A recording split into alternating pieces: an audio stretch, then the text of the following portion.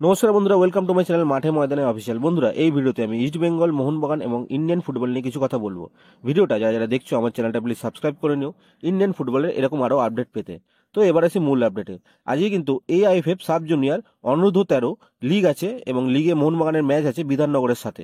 ম্যাচটি হবে Bidhannagar municipal sports কমপ্লেক্সে দুপুর 2:30 দিয়ে। তো ম্যাচটি যারা যারা দেখতে ইচ্ছুক তারা তারা চলে যেও।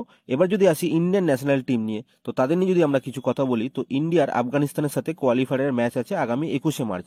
খেলাটি হবে আফগানিস্তানের আভা স্টেডিয়ামে রাত 12:30 দিয়ে।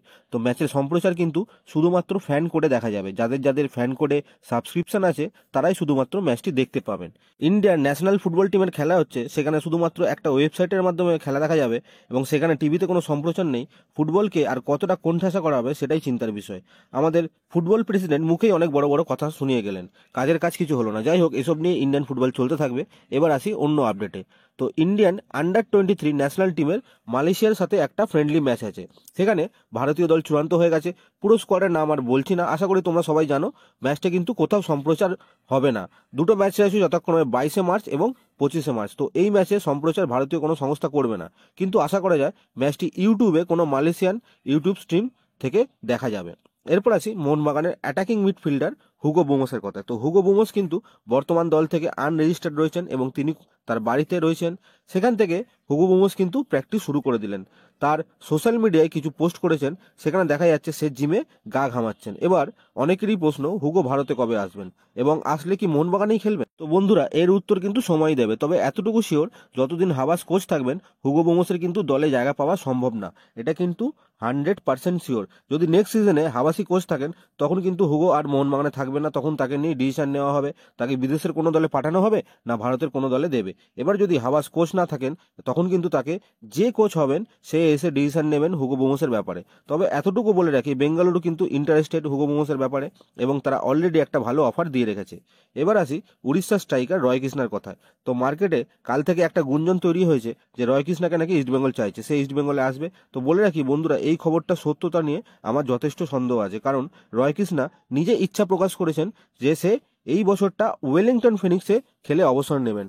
সেখান থেকে তিনি তার ডিসিশন চেঞ্জ করে কতটা এই অফারটা নেবে সেই বিষয়ে যথেষ্ট সন্দেহ আছে। এর আগেও কিন্তু রয় কৃষ্ণার সাথে ইস্টবেঙ্গল যোগাযোগ করেছিল, সেক্ষেত্রে রয় কিন্তু কোনো ইন্টারেস্ট দেখাননি এবং বর্তমান সিনারিওতেই বা তিনি কতটা ইন্টারেস্ট দেখাবেন সেই বিষয়ে কিন্তু একটু ধারণা করাই যায় যে না, রয় কিন্তু ইস্টবেঙ্গলে আসবেন না। তো এই খবরগুলো নিয়ে সেই জন্য বিশেষ মাথা না ঘামানোই ভালো। এরপর আসি ইস্টবেঙ্গলের কিছু আপডেটে। তো শোনা যাচ্ছে ইস্টবেঙ্গলের নাকি নেক্সট সিজনে সাউল ক্রেসপো ছাড়া কোনো বিদেশিকেই ধরে রাখার সেরকম কোনো ইচ্ছে নেই, একমাত্র সাউলকেই ধরে রাখতে চাইছেন। সেই মতো তার এজেন্টের সাথেও নেগোসিয়েশন চলছে। এবার প্রশ্ন হচ্ছে, তাহলে ক্লেটন সিলভার কি হবে? বন্ধুরা, ক্লেটনের ব্যাপারেও কিন্তু ইস্টবেঙ্গলের ম্যানেজমেন্টের সেরকম কোনো ইন্টারেস্ট নেই। শোনা যাচ্ছে তাকে নাকি এরপর যদি রাখা হয় তো ব্যাকআপ স্ট্রাইকার হিসেবেই রাখা হবে। সেক্ষেত্রে বর্তমান তার যা স্যালারি, সেই স্যালারির থেকেও কম স্যালারি তাকে অফার করা হবে। সেক্ষেত্রে যদি তিনি থাকতে রাজি হন তাহলে থাকবেন, নইলে বিকল্প ব্যবস্থা নেওয়া হবে। এরকম অবস্থায় ক্লেটন তার এজেন্ট কতটা রাজি হয় সেটাই দেখার, এবং নেগোসিয়েশন পেরিয়ে ক্লেটন ইস্টবেঙ্গলে থাকেন কিনা সেটাও দেখার বিষয়। এবার আসি ইস্টবেঙ্গলের ডিফেন্সের একজন প্লেয়ার যে ডুরান্ড কাপের ফাইনালের পর চোট পেয়ে মাঠ ছেড়ে বেরিয়ে যান। সেই প্লেয়ার হচ্ছেন জর্ডন এলসে। জর্ডন কিন্তু বর্তমানে রিহ্যাব করছেন ইস্টবেঙ্গল ক্লাবে।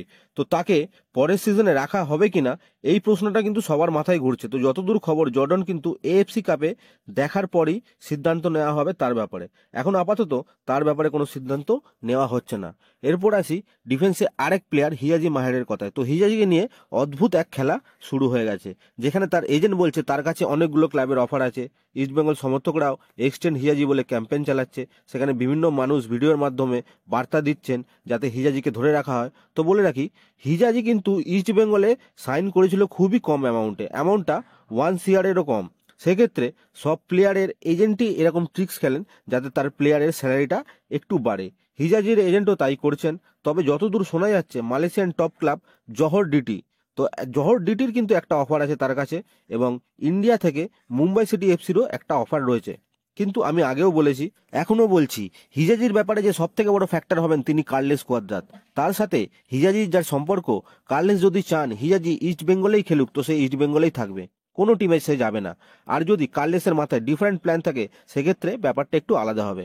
এখন দেখা যাক কি হয়। এরপর তোমাদের কিছু ট্রান্সফার রিউমার দিয়ে দিই। তো শোনা যাচ্ছে উড়িষ্যার দুই ডিফেন্ডার মোর্তাদা ফল এবং কার্লেস ডেলগাডো নেক্সট সিজনে দুজনেই দল ছাড়ছেন। নর্থ ইস্ট ইউনাইটেড শ্রীনিধির থেকে মায়াকান্নান মুত্তুকে সাইন করাতে চলেছে। তবে এডমুন্ড রালেন্ডিগার নর্থ ইস্টে যাওয়ার ব্যাপারটা কিন্তু ঠিক নয়, সেটা কিন্তু মার্কাস নিজে জানিয়ে দিয়েছেন। এডমুন্ড নর্থ ইস্টে যাচ্ছে এটা সত্যি নয়। তো যাই হোক, আজকের ভিডিওতে এতটুকুই। দেখা হচ্ছে আবার পরের ভিডিওতে। নমস্কার।